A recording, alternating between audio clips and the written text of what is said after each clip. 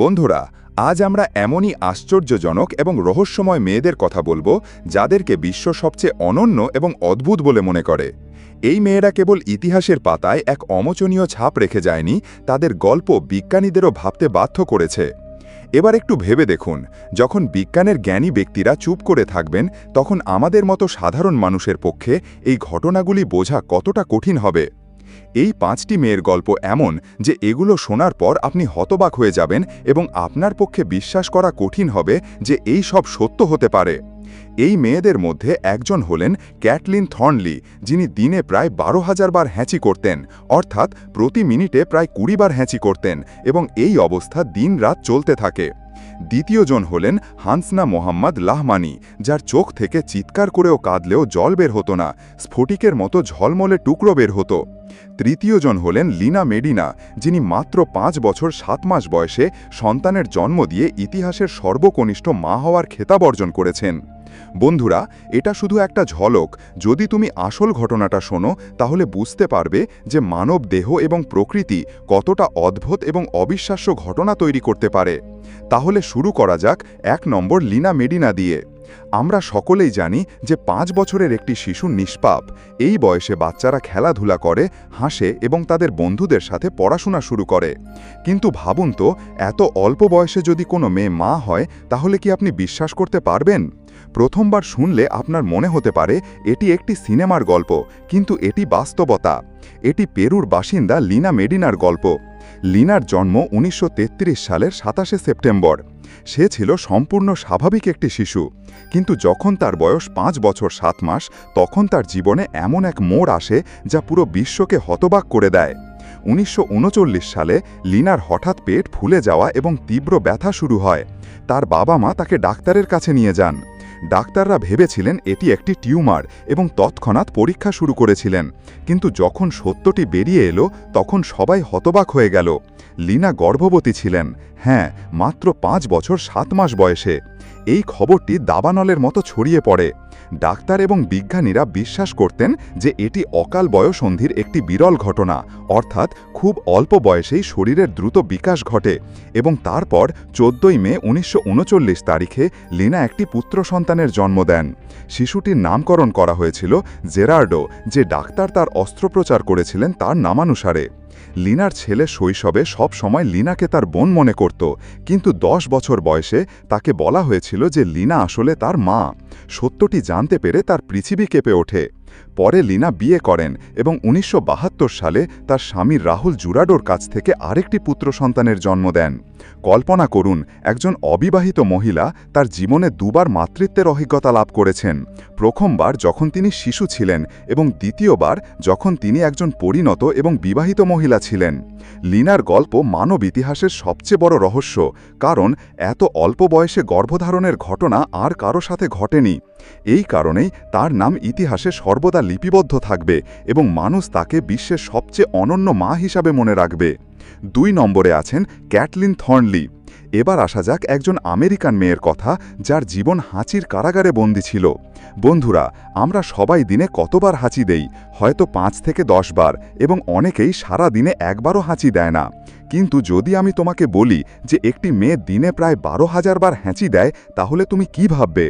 এটা শুনে তোমার মনে হবে এটা অসম্ভব, কিন্তু এটা কোনো গল্প নয়, বরং এমন একটি সত্য যা ডাক্তার এবং বিজ্ঞানীদেরও অবাক করেছে। এটি আমেরিকার টেক্সাসের 12 বছর বয়সী নিষ্পাপ মেয়ে ক্যাটলিন থর্নলির গল্প। একদিন সে স্কুলে পড়ছিল, হঠাৎ করেই সে হাঁচি দিল। সবাই ভেবেছিল এটা একটা স্বাভাবিক ব্যাপার, কিন্তু কয়েক মিনিটের মধ্যেই তার হাঁচি থামেনি। শ্রেণীকক্ষের শিশুরা এবং শিক্ষকরা সকলেই চিন্তিত ছিল, কারণ ক্যাটলিন ক্রমাগত চিৎকার করছিল। কেউ কেউ ভেবেছিল যে তার হয়তো অ্যালার্জি আছে, কেউ কেউ বলেছিল যে সে হয়তো ভুল কিছু গিলে ফেলেছে। গোলমাল, কিন্তু আসল ধাক্কাটা তখনই লাগলো যখন এই ধারাবাহিকতা সারা দিন ধরে চলতে থাকে এবং রাত পর্যন্ত শেষ হয় না। এখন ক্যাটরিনার জীবন সম্পূর্ণ বদলে গেছে। সে প্রতি মিনিটে প্রায় 20 বার হাঁচি দিতে শুরু করে। কল্পনা করুন, প্রতি মিনিটে 20 বার হাঁচি মানে সে সারা দিন এবং রাত একটানা হাঁচি দিতে থাকে। তার জন্য খাবার খাওয়া, জল খাওয়া, হাসতে, কথা বলতে, এমনকি ঘুমাতেও কষ্ট হচ্ছিল। হাঁচির কারণে তার পেটে এবং পায়ে ব্যথা হচ্ছিল। তার মুখ এবং শরীরের পেশি ক্লান্ত এবং ব্যথা করছিল। মাঝে মাঝে তার মনে হচ্ছিল যেন সে অজ্ঞান হয়ে যাবে।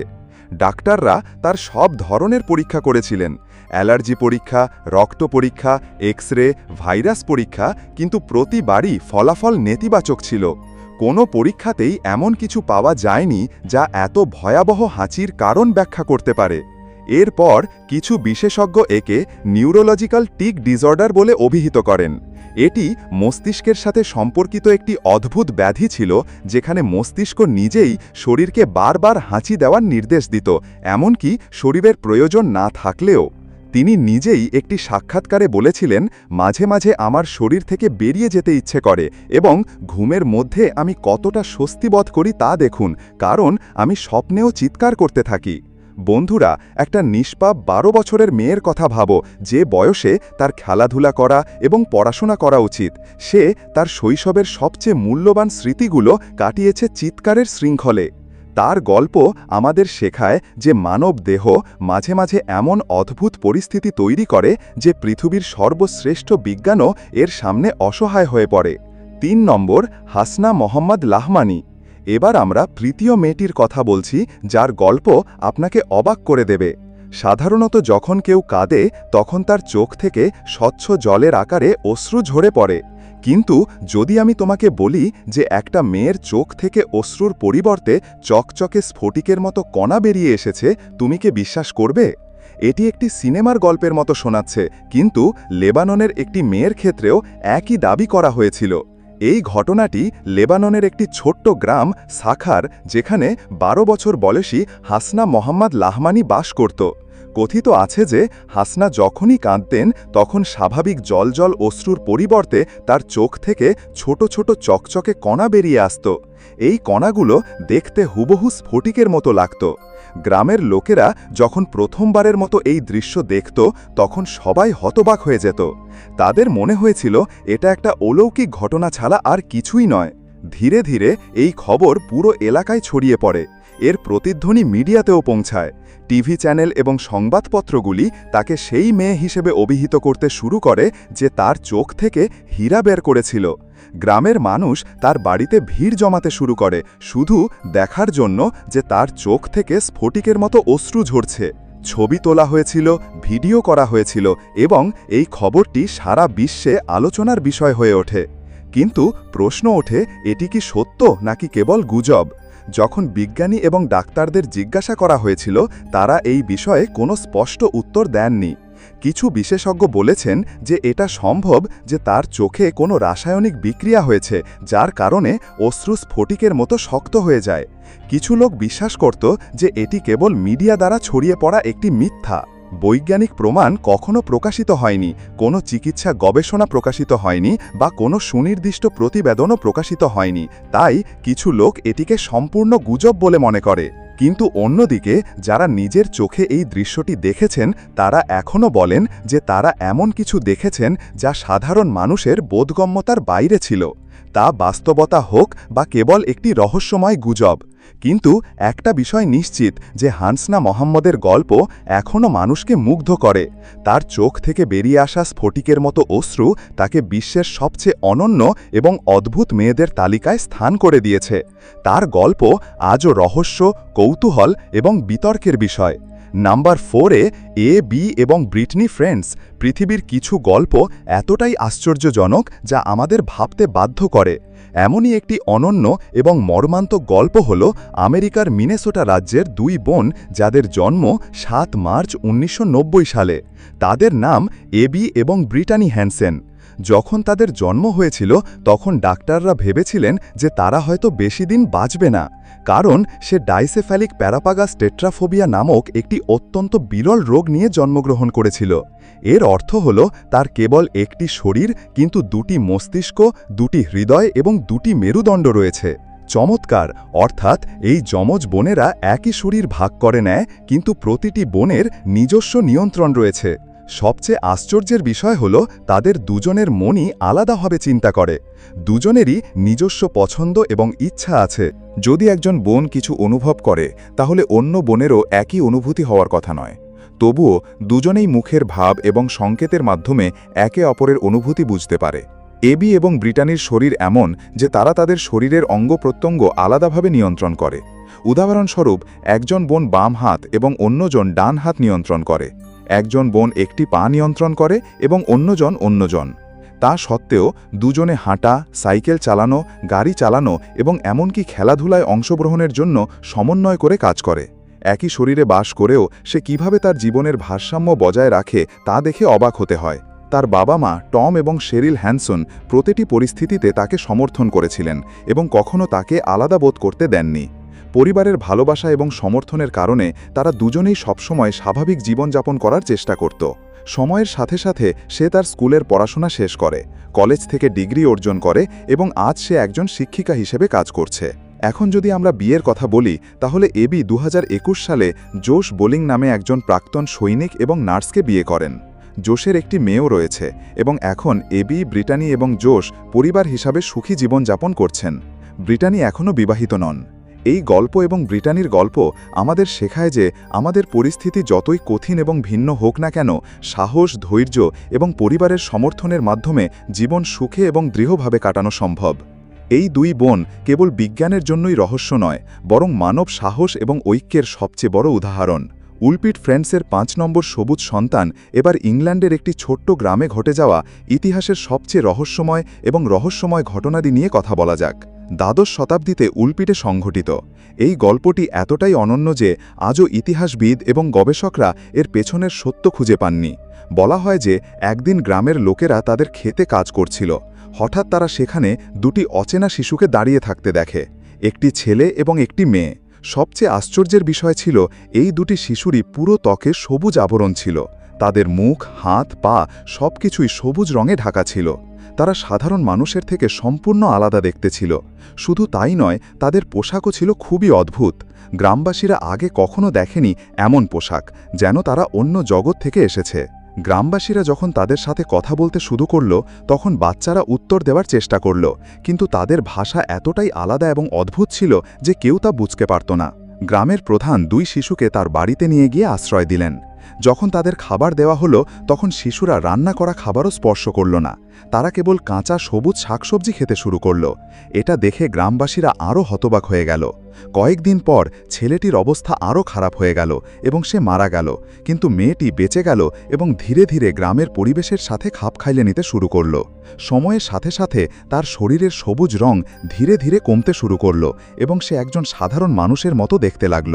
সে ইংরেজি ভাষা শিখেছিল এবং গ্রামবাসীদের কাছে তার গল্প বলেছিল।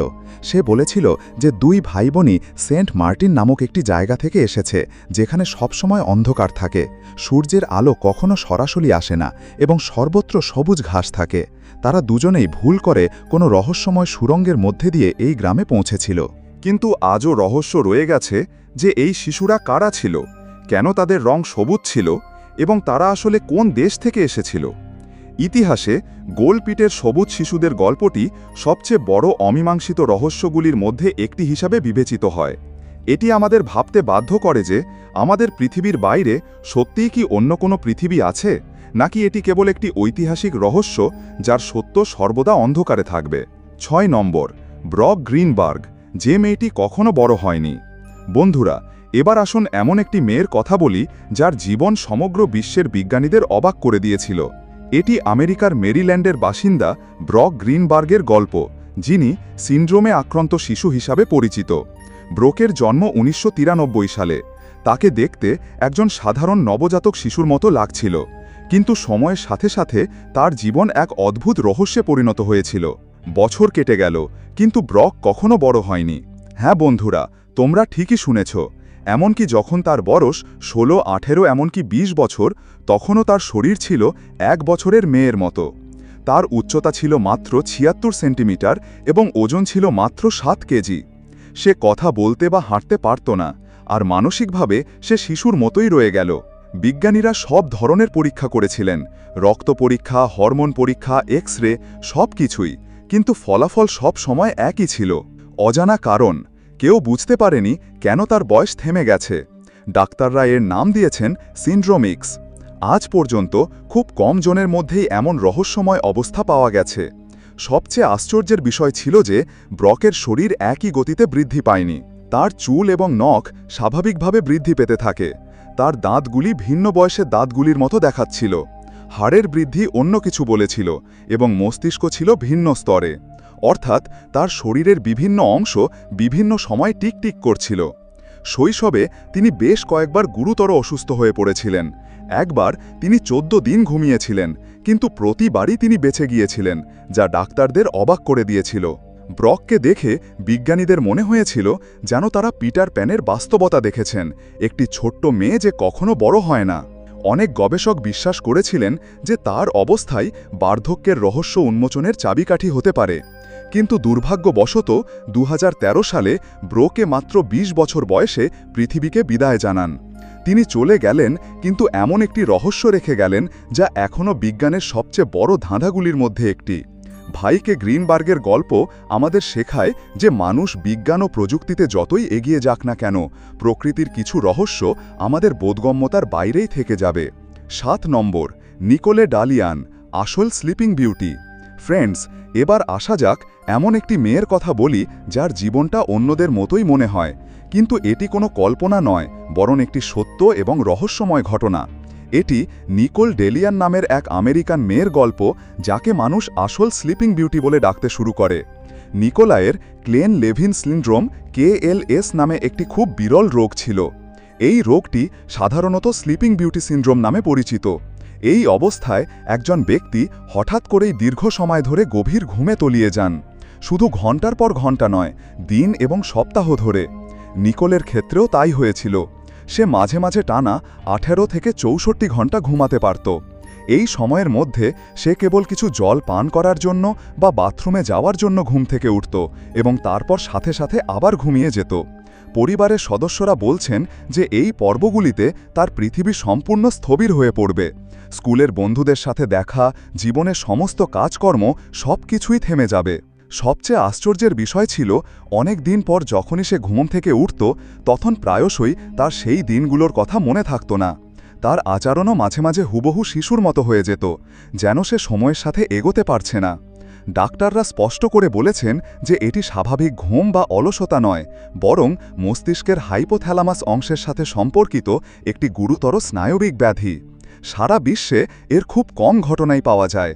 যদিও বয়স বাড়ার সাথে সাথে তার লক্ষণগুলি ধীরে ধীরে উন্নত হতে থাকে, তবুও নিকোলের ডেলিয়নের রহস্যময় অভিজ্ঞতা এখনও চিকিৎসা জগতে একটি চ্যালেঞ্জ হিসাবে বিবেচিত হয়। এই কারণেই তিনি ইতিহাসে বাস্তব জীবনের স্লিপিং বিউটি হিসাবে পরিচিতি লাভ করেন। এই গল্পটি আমাদের ভাবতে বাধ্য করে যে মানুষের মন এবং শরীর কিভাবে রহস্যময়ভাবে কাজ করে। কখনো কখনো এমন রহস্য উন্মোচিত হয় যার উত্তর বিজ্ঞানও দিতে পারে না। বন্ধুরা, আজকের রহস্যময় গল্পটি ছিল এটি। এখন তোমাদের জন্য আমাদের একটি প্রশ্ন। এই গল্পের কোন অংশটি তোমাদের কাছে সবচেয়ে বেশি মর্মান্তিক মনে হয়েছে? আপনার মতামত নিচের কমেন্ট বক্সে জানান। যদি আপনি এই ভিডিওটি পছন্দ করেন তাহলে লাইক এবং শেয়ার করতে ভুলবেন না। আর হ্যাঁ, আপনি যদি প্রথমবার আমাদের চ্যানেলে আসেন তাহলে সাবস্ক্রাইব করুন এবং আমাদের পরিবারের অংশ হয়ে উঠুন, যাতে পরের বার যখন আমরা আরেকটি আকর্ষণীয় এবং রোমাঞ্চকর গল্প নিয়ে আসি তখন আপনি প্রথম এটি সম্পর্কে জানতে পারেন। আপনার ভালোবাসা এবং সমর্থনের জন্য আমার হৃদয়ের অন্তঃস্থল থেকে ধন্যবাদ।